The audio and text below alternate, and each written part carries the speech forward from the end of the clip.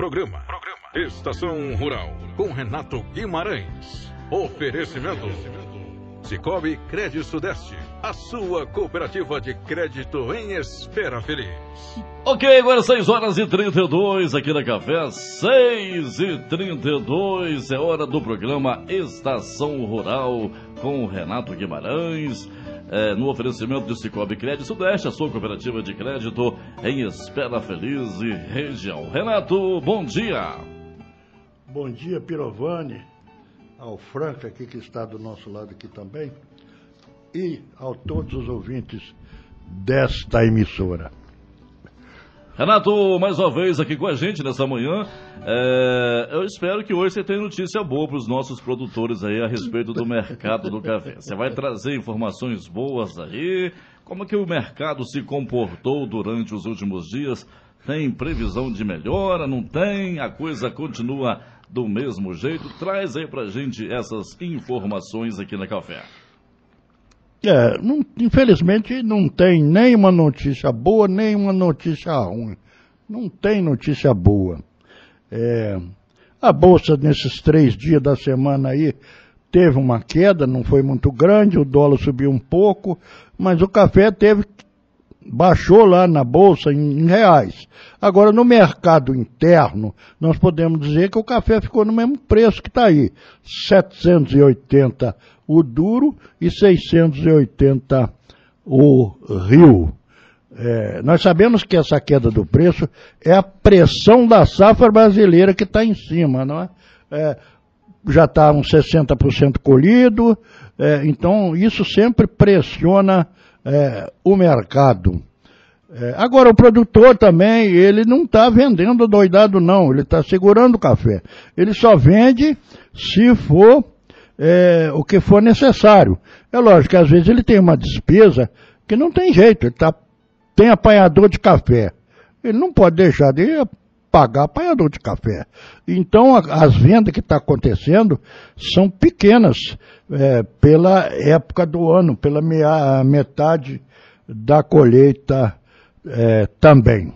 Agora, Renato, você falou algo aí, hoje é dia 20 de julho, nós já estamos aí praticamente quase no final do mês de julho.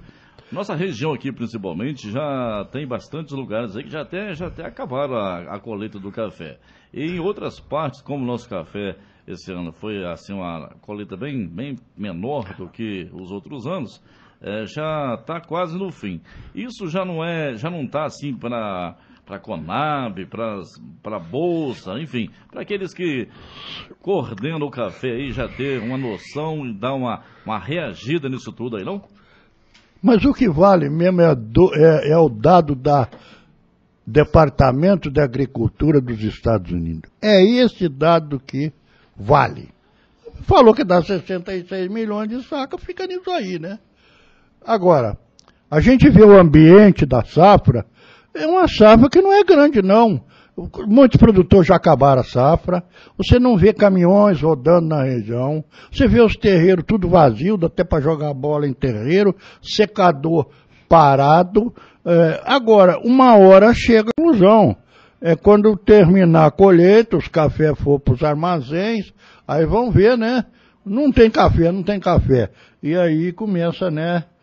A nossa região, a produção é muito melhor. Mas não tem sinal nenhum ainda. É a pressão da safra brasileira. Agora, se tiver uma onda de frio, um negócio assim, aí acaba ajudando. Mas não está tendo Você falou algo muito interessante aí também, Renato. O que comanda é o mercado dos Estados Unidos. O governo americano, a Bolsa Americana que comanda aí. Muita gente coloca a culpa aí no que está acontecendo na política brasileira. Isso é claro que tem assim alguma parcela, mas a grande parcela aí do resultado do preço do café está na Bolsa de Nova York, está aí no mercado americano, não é isso? É só isso mesmo, não tem outra coisa não. Agora, dado interessante para você, a Organização Internacional do Café, que é algo respeitado, ela fala o seguinte: em 2023 nós vamos ter um déficit de café de 7 milhões e 200 mil sacas. Ou seja, a produção vai ser 171 milhões de sacas, mas o consumo vai ser 178 milhões. Ela está falando isso, que é uma organização importante, que congrega todos os países produtores e consumidores. Olha o dado aqui dela. Não é eu que estou falando. Vai ter um déficit de 7 milhões e 200. Agora, outra coisa, as exportações têm caído em todos os países. O Brasil, essa safra agora, que terminou agora, deve exportar 35 milhões. Há 2 anos atrás, o Brasil exportou 45. Então, é uma diferença de 10 milhões. Se os países estão exportando menos e o consumo está subindo, como é que esse pessoal lá está resolvendo o problema? Ele está torrando os estoques deles. Agora, os Estados Unidos, ele falou assim, ele fornecia o dado do estoque de café verde no país. Ele falou, não forneço mais não, acabou. Por que ele não fornece? Porque sabe que não tem, então ele não quer dar arma para o inimigo. Falou que não fornece mais não. Então hoje, nós sabemos que os Estados Unidos importam café, mas nós não sabemos se está no porto ou está indo para o consumidor. Não sabemos estoque verde. Então, é muita especulação, muito interesse. Agora, governo aí, como nós falamos, não tem nada a ver com isso. O governo tem que fazer uma política para socorrer os produtores, fazer um plano de safra, recurso, para não deixar o produtor na mão. Nós temos o fundo Funcafé, que é um fundo grande que tem do governo, certo? Que é usado para custeio de lavoura, para torrefação, comprar café, para reter café, para o cara guardar café, muitas coisas. Por quê? Se você tiver uma safra de 60 milhões, ela não é muito grande, mas ela tem que ser diluída durante o ano. Ela tem que ser um pouco em cada mês. Se entrar tudo numa época assim, acaba bagunçando. Então, isso aí o governo pode fazer no sentido de ordenar a comercialização da safra. Mas aí você tem um sistema cooperativo forte que pode atuar isso. Tá entendendo? Ô Renato, uma curiosidade minha, isso é mais a nível de curiosidade mesmo. Nós sabemos que aqui no Brasil nós estamos vivendo aí o período do inverno. E nos Estados Unidos é período de verão, ou seja, as temperaturas lá estão mais altas. Isso influencia no consumo de café lá dos Estados Unidos? Será? Isso diminui lá o consumo? Porque nós sabemos que os Estados Unidos é um país que, quando está no inverno, é um país muito frio, muito gelado. Tem regiões lá que nevam, que cai gelo. Então, as pessoas ficam mais dentro de casa. Será que isso está influenciado também nesse consumo que tem feito com que o preço caísse aí? Tem alguma coisa relacionada? Será? O negócio é o seguinte, o café é produzido do hemisfério sul por países pobres e o grande consumo está no hemisfério norte por países ricos. É lógico, quando chega o verão lá, o consumo cai, toda a vida cai. Mas depois nós vamos ter o inverno de novo e vai subir o café de novo, né? Então, realmente cai. Quando entra o verão, né, acaba caindo. Então, o Brasil, no último ano safra, ele exportou para os Estados Unidos 6,8 milhões de sacas. 13,8% de quebra, menos. Então, mas o consumo a gente viu aí pela OIC que ele não está caindo não, está subindo. Então o pessoal está torrando os estoques dele. Por isso que eles não querem fornecer estoque de café que tem lá, ó, porque está acabando, tá entendendo? Então é um monte de informação, é um monte de coisa, né? Mas de vez em quando as coisas aparecem. Vai aparecer que o café não é tão grande assim, né? E vamos ver, tem que esperar. Então tá certo. Quem puder esperar, quem tiver condições de estar na colheita, puder guardar aí o seu produto para esperar mais uns dias, poderemos ter, talvez aí, Mas é aquela questão também, poderemos, a gente não sabe, o café é muito instável em relação a isso.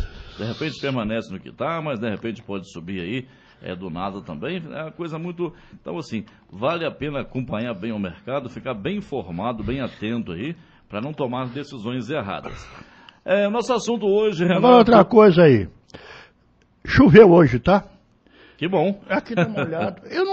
Essa chuva nessa época eu não acho boa, não. Eu acho que não devia ter vindo, não. Por quê? Nós falamos na florada do café, se der uma chuva num volume suficiente, ela quebra a dormência dos motões florais que estão em grande quantidade lá e acaba abrindo florada daqui 12 dias. Então, final de julho abrindo florada, depois vem lá para frente uma desigualdade total. Mas às vezes a quantidade de chuva é pequena, não quebra a dormência.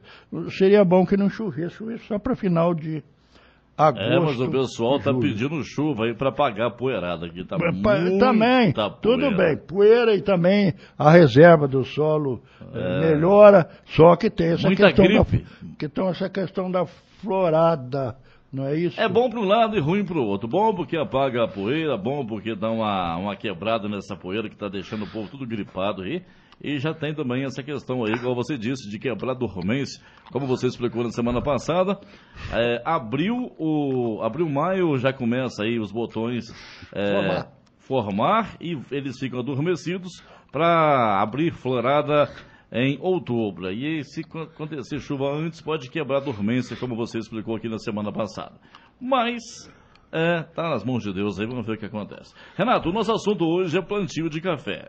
Renovação de lavoura, nós estamos aí, igual você disse, em muitos lugares aí já terminaram a colheita, tem produtores que já estão pensando em arrancar alguns talhões aí da sua propriedade, da sua lavoura, para reformar, para renovar, outros estão pensando em plantar mais áreas, abrir mais espaços aí para aumentar aí a quantidade de pés de café na sua propriedade. E o que você tem para trazer para esses ouvintes que estão nesse processo aí? Então, o produtor ele tem que estar sempre renovando sua lavoura, ou com poda, né, ou com novos plantio. Para que isso? Ele visa um parque cafeeiro com melhor produtividade, para ele ter uma competitividade melhor do mercado. E como é que ele consegue uma boa produtividade? Plantando variedade de alto potencial produtivo, não é? Questão do espaçamento também, ele tem que ter um número bom de covas por hectare. Ele não pode ter aí 1.500 covas, 2.000 covas por hectare, senão ele nunca vai ter uma produtividade alta. E então, o produtor está sempre plantando café. Aí às vezes a pessoa fala, não, o café cai porque o produtor planta café demais. Ele não está aumentando o parque cafeeiro do Brasil. Até que a quantidade por hectare tem diminuído, mas tem aumentado a produtividade. A nossa produtividade, ela é baixa ainda. Nos últimos 5 anos, o Brasil produziu 26,4 sacos por hectare no Arábica, e 23,6 a Zona da Mata produziu. A Zona da Mata é a região de menor produtividade na cafeicultura brasileira. Agora nós vamos para o Conilon. Conilon deu 41 sacos por hectare. Por quê? O Conilon ele é mais constante na produção, ele não varia muito de um ano para outro. E também ele tem clone de alta capacidade produtiva, usa irrigação e hastes múltiplas. Então o Conilon dá um show aí no Arábica. Ele tem quase que produz quase que a mesma quantidade. 41 sacos quase todo ano. Tem aumentado muito. E o Arábica é aquela história, 26,4 sacas no Brasil, Zona da Mata 23 nos últimos 5 anos. Agora, se nós analisarmos quanto de café novo que nós temos plantado, se nós vemos, por exemplo, no Brasil, o Brasil tem 19% de café novo em relação ao total da lavoura. Então nós poderíamos dizer assim, de cada 5 pés no Brasil, 1 está em formação e 4 está em produção. Agora, quando nós vamos para Minas Gerais, não é isso? Minas Gerais muito mais. Minas Gerais é o estado que mais renova a lavoura cafeeira. Está com 30%, Minas Gerais. Sendo que a Zona da Mata tem... Minas Gerais tem 25%. A Zona da Mata tem 21,7%, 21,7%. A Zona da Mata tem menos renovação que o Minas Gerais inteiro. Às vezes o cara assim, lá no Triângulo Mineiro, lá no sul de Minas, o pessoal vai tirar o café para plantar soja, milho, nada disso. Eles plantam café até mais que a Zona da Mata. A Zona da Mata tem que plantar café porque ela não tem outras alternativas. Qual a alternativa da Zona da Mata? É gado e café. Então a Zona da Mata tem de cada 4 pés de café, né? De cada 3 pés de café, tem 1 em formação. Ô Renato, deixa eu te fazer uma pergunta aqui a respeito... Hoje em dia, pelo que a gente vem acompanhando aí, e acompanhando de perto, tem muitas variedades de café que estão sendo estudadas, estão sendo aí trazidas para os produtores para melhorar aí o desempenho na produção. E tem muitos produtores que ainda têm assim um certo receio, um certo medo de trocar a sua lavoura que já tem aí anos de produção, anos que foi plantada, anos que está sendo, que pegou assim, plantou lá no passado e fica assim, guardando aquela lavoura como se fosse uma relíquia. Às vezes isso até atrapalha um pouco na produção, porque, como você disse, o espaçamento lá do passado era outro, a forma de manejo era outra, porque tinha a questão de plantar o milho, feijão, o arroz no meio da lavoura, tinha que estar combinando aí rotatividade de produção, e hoje já não se usa mais isso. Então, para esse produtor que tem medo, que tem receio, que não quer trocar aquela lavoura, qual o seu conselho para eles, para que eles possam ter maior rentabilidade? Hoje a pessoa precisa ter rentabilidade na sua propriedade. O que você indica, o que você fala para esses produtores aí? Olha aqui, de 1972 até o ano 2000, o pau que rolou foi plantio de catuai. Amarelo, vermelho, que é um café muito bom, ele é um café vigoroso, de alta produção, mas ele é suscetível à ferrugem do cafeiro. Qual é o principal ladrão da produtividade da nossa cafeicultura? Ferrugem. Se não controlar, é 30% que vai embora.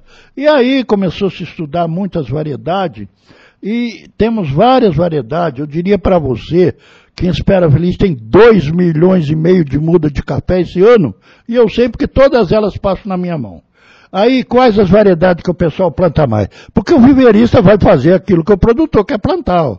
Então ele está fazendo Catucaí 78515, Catucaí 2015, Catucaí 24137, Catucaí amarelo 2SL e o Arara.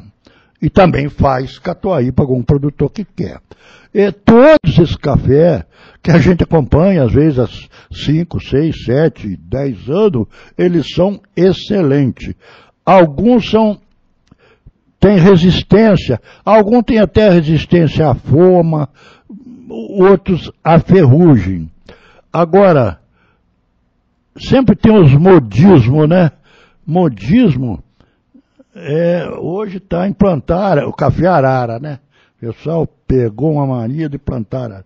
Que é um café, não é bom não, é fantástico. O que é o arara? É um café vigoroso, imune à ferrugem, não tem ferrugem. Você vai lá, não acha uma coisa de ferrugem, vigoroso, qualidade muito boa, peneira fantástica, ele tem tudo de bom. Agora, o que a gente poderia informar aí? É lógico que lá nas estações experimentais, eles pegam, testam uma variedade 15, 20 anos para depois lançar no mercado. Agora, vamos na prática aqui. Temos uma lavourinha aqui do Rafael Gomes, ali do São Sebastião da Barra. Olha que coisa fantástica. 2.800 mudas, 3 por 80, 0,7 hectare. A produção com 2 anos e meio deu 31 sacos, ou seja, 44 por hectare. A produção agora de 3,8 anos, que está colhendo agora, 55 sacos, 78 sacos. A soma das duas por hectare, 122 sacos. Qual a média que deu por hectare? 61 sacos, produção de 2,8 e 3,8 anos. 2,5 vezes a produção do Brasil. Aí você pode fazer a seguinte coisa: 122 sacos por hectare em 2 anos, vamos botar um valor aí que todo mundo acha que é ruim, R$800, 100 mil reais. Então, 1 hectare de café deu a importância de 100 mil reais em 2 anos. Quer dizer, paga tudo a formação da lavoura e aí ainda dá um lucro muito bom. Então, é esses casos aqui. Agora, está entendido. Tem que ter muito trato, muita adubação, muita coisa. Porque se o cara pegar, essas variedades são altamente produtivas, mas se ele não cuidar, fica igual às outras. É que nem você comprar uma vaca... No caso desse café aí do Rafael, qual a variedade que ele utilizou? Arara. O café Arara. Arara. Tá certo. Ele produz muda lá e ele leva os caras para ver a lavoura dele lá. Aí todo mundo quer plantar o arara, né? Mas apesar que as outras variedades também, elas são boas. Todas essas variedades aqui, todas boas. É lógico que um 785 pode ser plantado no lugar de 1.000 metros, 1.200 metros. O catucaí amarelo 2SL pode ser plantado no lugar alto, forquilha do Rio, não sei assim, porque inclusive tem resistência à foma, que é uma doença que dá nessas localizações. Agora, um catucaí 78515, ele não é tão vigoroso assim. Se der uma época seca demais, ele... Agora, o arara, porque nós temos visto aqui, é fantástico. Agora, as outras variedades são boas. Agora, tem pessoas também que plantam catuaí ainda, que produz mesmo, mas aí tem que controlar a ferrugem, que não é fácil, não. Né? Então, é isso aí. No caso, então, Renato, para essas pessoas que têm essas lavouras de estimação, essas lavouras que foram plantadas aí há 20 anos, há 30 anos atrás, e que continuam com elas, o correto seria, e que vem fazendo a recepa, vem fazendo a poda, já chegou praticamente no limite. É bom que trocasse, que fizesse uma nova cultivar, que começasse uma nova plantação, para que trouxesse lavouras com mais resistência. E você falando do araras aí, eu tive na Forquilha do Rio no mês de maio, se eu não me engano, abril, maio, e o café araras já tinha parte das lavouras lá que estava quase pronto para colheita, ou seja, estava bem avançado na maturação do café. E a gente conhece, quem conhece a Forquilha do Rio sabe que lá o café é mais tardio, por ser uma região mais alta, mais fria. Os cafés aí, o catucaí, é mais tardio a colheita. E o araras, ele parece que ele chega um pouco mais cedo também e traz aí, dá para o produtor colher o café. Não, mas deixa eu falar. Foi bom se colocar assim, mas está ao contrário. O arara é tardio. Eu dou o caso do Rafael ali.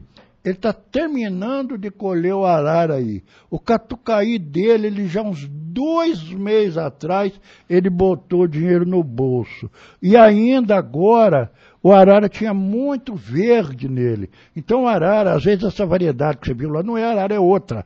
O catucaí 785, ele é precoce. É bem precoce mesmo. Chega bem cedo. E o arara é tardio. É o que chega por último. Então talvez lá no Forquilha do Rio, um negócio assim, não é bom plantar um café tardio, seria o caso de plantar um 785, que é precoce, ou um 2SL, que é intermediário, e um café que tenha resistência à foma seria bom para aquela região. Não é que vai acabar com a foma, mas vai ter resistência. Agora... E as regiões mais baixas aqui, tipo Chalé, aqui... Paiol, a região que é mais baixo aqui, onde um pouco menos frio, o frio é menos intenso do que nessas regiões mais altas. Qual que seria o aconselhável? Arara seria fantástico. É um dos melhores que tem para essa região mais baixa, certo? Arara tem a Cauã também. Mas o Arara seria fantástico. Você fala mais quente, mas não é tão quente, não. Mas assim, a gente sabe que é um pouquinho menos frio do que... Menos frio, mas o Arara é fantástico para essa região. Ali no São Sebastião, deve ser uns 800 metros ali, e Arara é fantástico. E se pegar mais baixo ainda, é fantástico ainda. Por que acontece? Essa região um pouco mais... A ferrugem, ela é relacionada à altitude. Lugar mais alto, menos ferrugem. Mais baixo, mais ferrugem. Então, como a Arara é resistente à ferrugem, eu tenho um camarada que está plantando café lá em Tombos, a 400 metros de altitude. E o pesquisador do IBC, Matiello, está orientando em Argirita, plantar Arara e a Cauã a 400 metros de altitude. E vai dar certo, porque ele é imune à ferrugem. Vai dar certo também, né? Dá certo? Agora, importante essa variação de maturação. Todo mundo fala que não tem mão de obra, né? Não tem companheiro, e companheira pior ainda, né? Aí fala, né? Então, se você tiver uma variedade precoce e outra tardia, você abre a janela da colheita. Como o Rafael lá, terminou o Arara agora, ainda com muito verde, ainda, mas não tinha jeito de deixar, não. Agora, e o catucaí já foi colhido há muito tempo. E, importante também, qual o valor da medida que ele pagou lá? R$20 por medida. Por quê? Por causa da produtividade. Você quer baixar o custo do balaio? Apanhador não vai baixar, não, e está certo. Apanha 40, 50, 60, 70. Você tem que ter uma lavoura mais no jeito para colher, que aí ele vai chegar lá e vai colaborar. Agora, eu já vi gente que diz que pagou R$70 para colher uma medida de café, está comprando café na árvore. Ele nem tinha que ter essa lavoura. Tinha que sair dela, tá entendendo? Então é isso aí. Agora, foi embora o tempo, hein? Olha aqui, mas podia terminar o seguinte, ó. O papo foi bom, prolongou um pouco.